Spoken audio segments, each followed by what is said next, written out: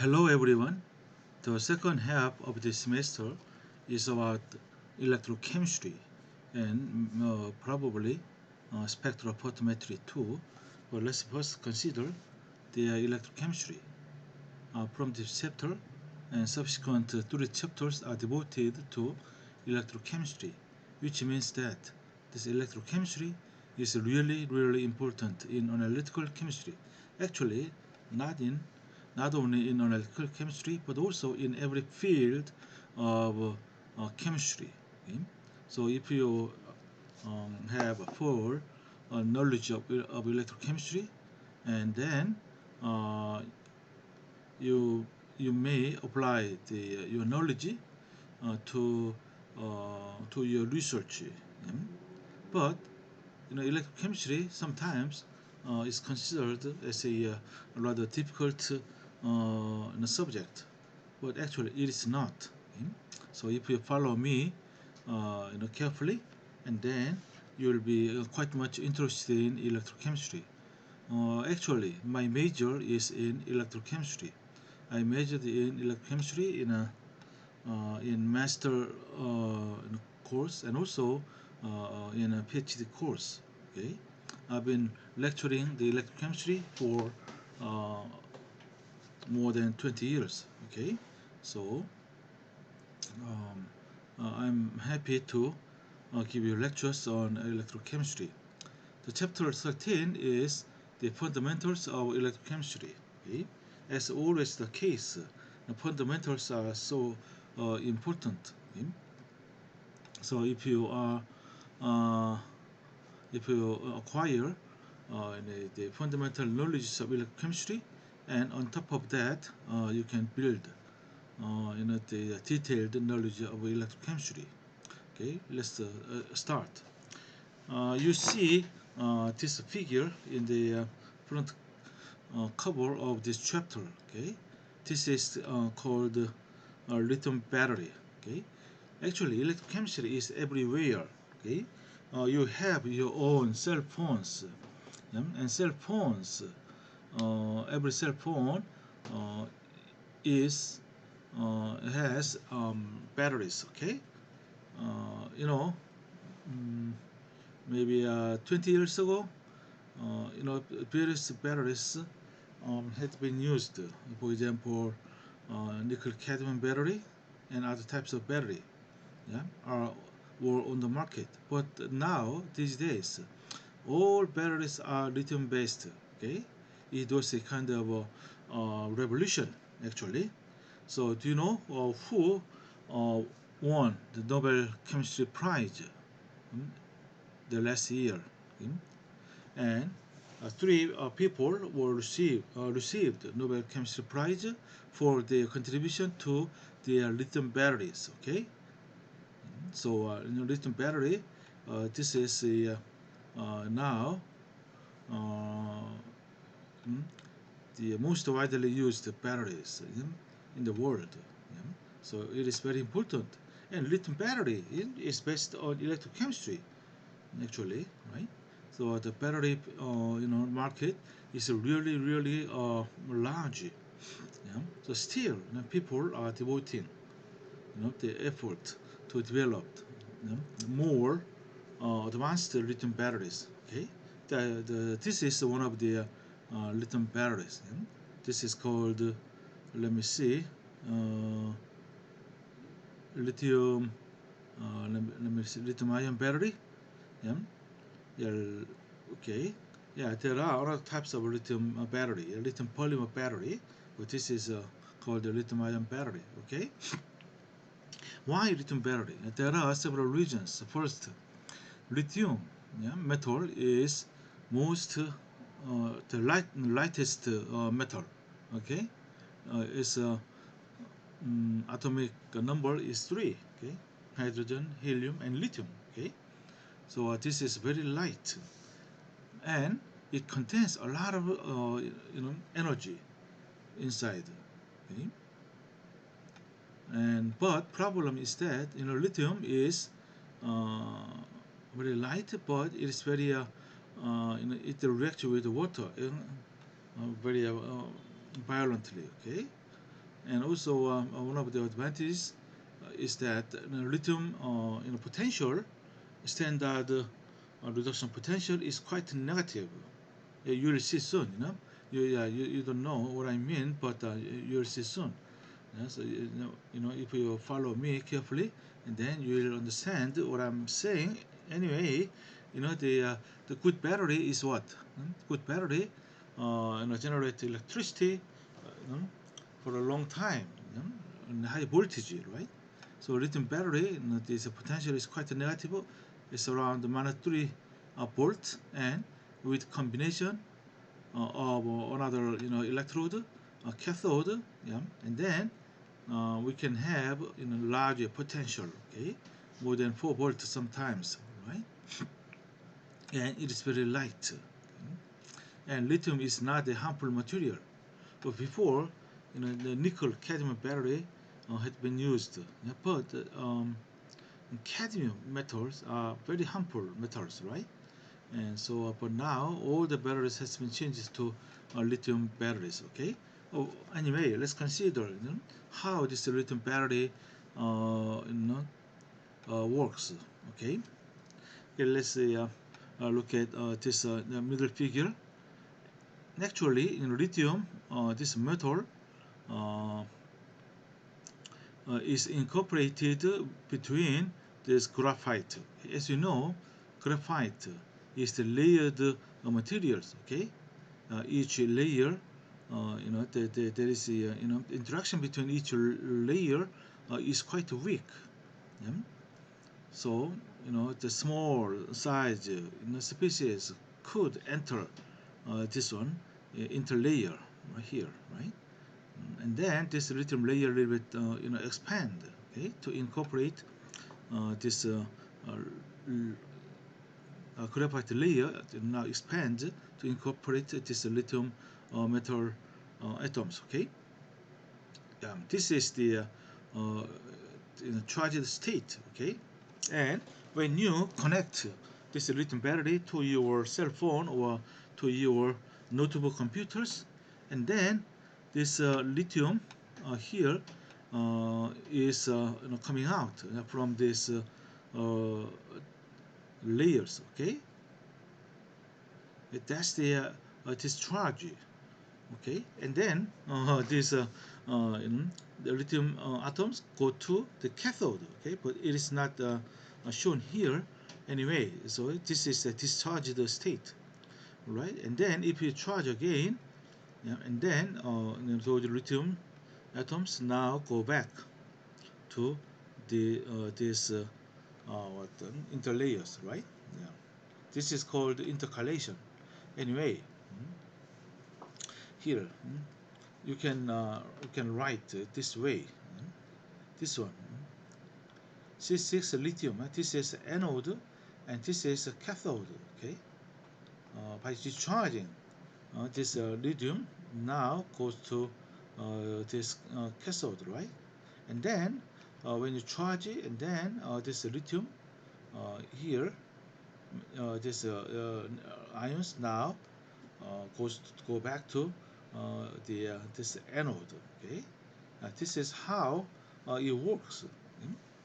This is more graphically describes here, right? And actually, this principle was um, discovered by the Sony company, right?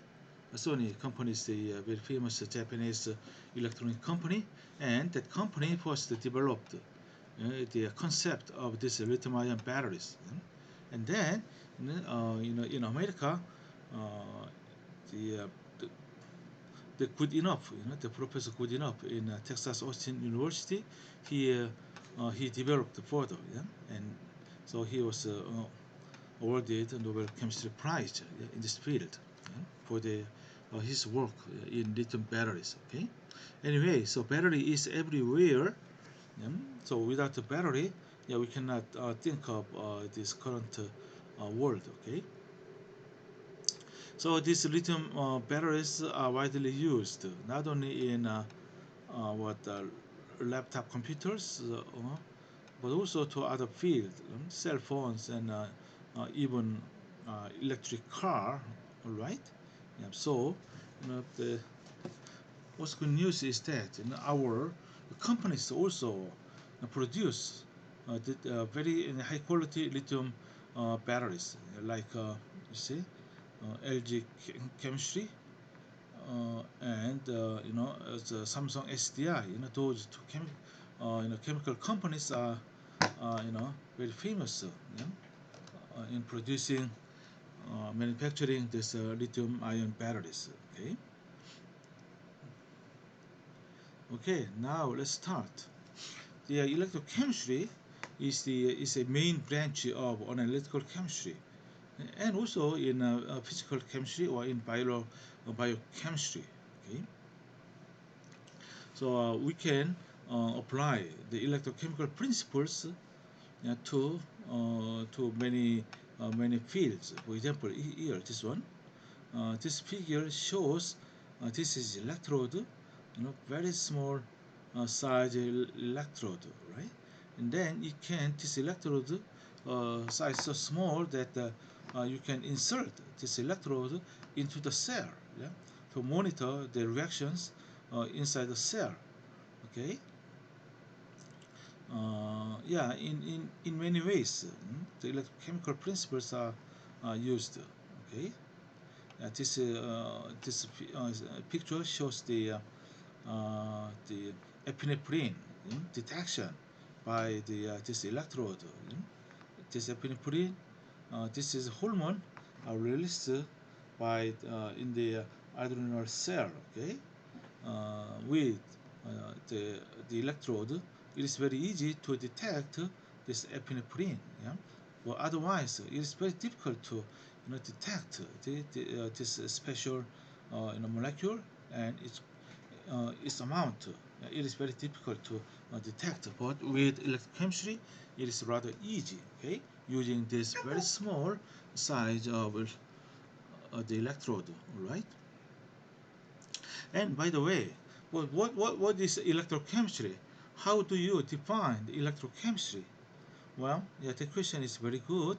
My definition, okay, and I think many people will be with me that electrochemistry is a branch of science dealing with electrons. Okay, in electrochemistry, you know, inevitably you will meet electrons. That electron is a fundamental particles. Okay, it's so small, so we cannot see the electrons, but it plays uh, very important roles in electrochemistry. For example, let's uh, consider this reaction. Okay? This is a very simple redox reaction. Redox means reduction and oxidation. In short, we say redox. Yeah? Reduction and oxidation reaction. It involves electron transport.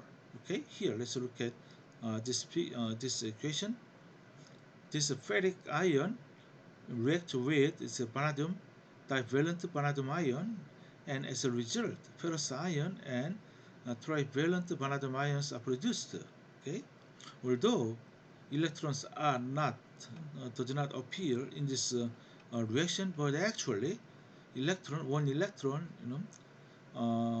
comes out of one species and goes into the other species.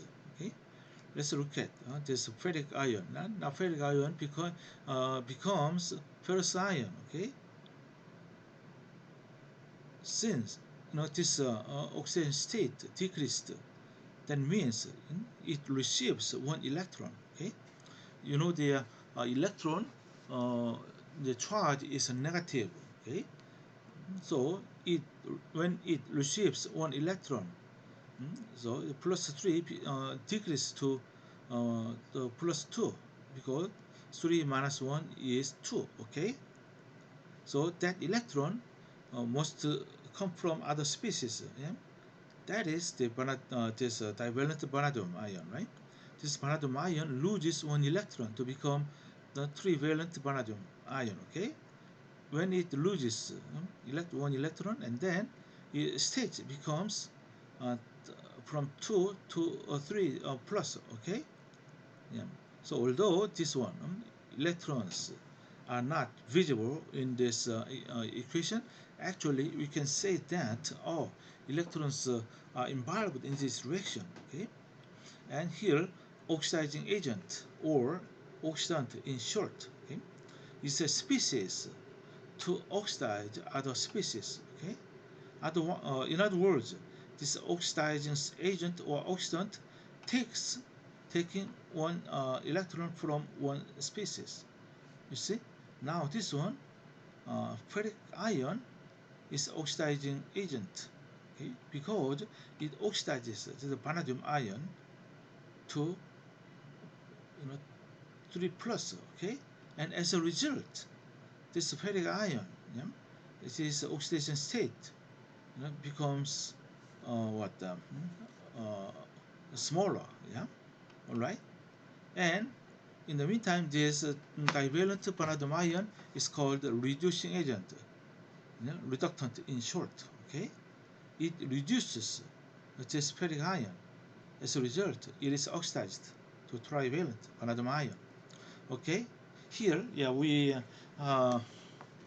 say that oxidation loses means losing electron, okay. Maybe one electron, two electron, or many electrons, okay. Reduction means they are gaining electrons, okay, one or two, three, all right, yeah. And you can when you think about the redox chemistry, electrochemistry, you mm, you can well mm, consider the redox chemistry. In I'm sorry, the acid-base chemistry. In acid-base chemistry, you know, one species acid and the other one must be the base. Okay. Likewise, this one is oxidizing agent and the other one is reducing agent. Okay. And oxidation and reduction takes place at the same time. You know, at the same time. But in principle, we can separately consider oxidation reaction and reduction reaction, and then we can combine um, those two reactions together. All right. Okay. Now consider the chemistry and electrochemistry, mm, and electricity. Okay? When electron from a redox reaction flow through an electric circuit, we can learn something about the reaction by measuring current and voltage. Okay, since uh, as I said, the electrochemistry is a science of dealing uh, with electrons. Okay, now electrons are moving. Electrons now comes from one species and enters the other species. Now electrons are moving through the what? Uh, Through the electric circuit. Okay, or sometimes directly. These species directly react each other, and it moves from here to there.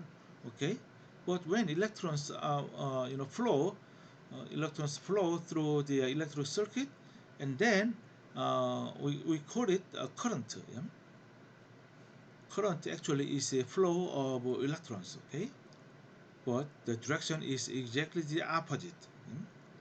And people, a long time ago, people knew that something is flowing through the conductor, right? And then at that time they didn't know the electrons are flowing. Yeah? And they didn't know the charge of electrons. Yeah? But later on, people discovered that electrons have a negative charge. So the current flow and electron flow, the directions are exactly the opposite. Okay, and electrochemistry, we can measure the current. The current, in electrochemistry, corresponds to the reaction rate in chemistry. Okay, in general chemistry, you learned the reaction rate. Okay, But in electrochemistry, current itself is a reaction rate. Okay? And also in electrochemistry, we can measure the voltage, okay, with the voltmeter, and voltage correspond to free energy change for the reaction, okay, in chemistry. Right? So there is a one-to-one, you see, one-to-one what equivalent, okay. And what is the electric charge? Since electron uh, has its own charge. Yeah, one electron has a single electron has a charge of 1.6 times 10 to minus 19 coulomb. Okay, so this constant you must to memorize. Okay, actually 1.602 times 10 to minus 19 coulomb. This is the charge of a single electron. Okay? And if you have 10 electrons, what's the charge for that? 1.602 times 10 to minus 18 coulombs. Okay, so and then 1 mole of electrons have what charge? This much charges. Okay, so if you multiply this single electron charge by Avogadro number, and then you can have this one, 9.649 times 10 to 4 coulomb. Okay, this is the charge of 1 mole of electron, and it is called Faraday constant. The symbol is F. Okay, so here we can write it this way: relation between charge and moles. Okay, Q is the symbol for a charge. The unit is coulomb. Okay, this charge equals N, and it's moles of electrons multiplied by this Faraday constant. Okay, this is a very fundamental equation. Okay? Now you understand, right? And what is the current? Definition. The current definition is the charge, the flown charge per unit time. So if you divide this charge by time, and then it is current. And as you know, the symbol of current is what? I. Okay, I. And unit of current is ampere, A. All right. You will see.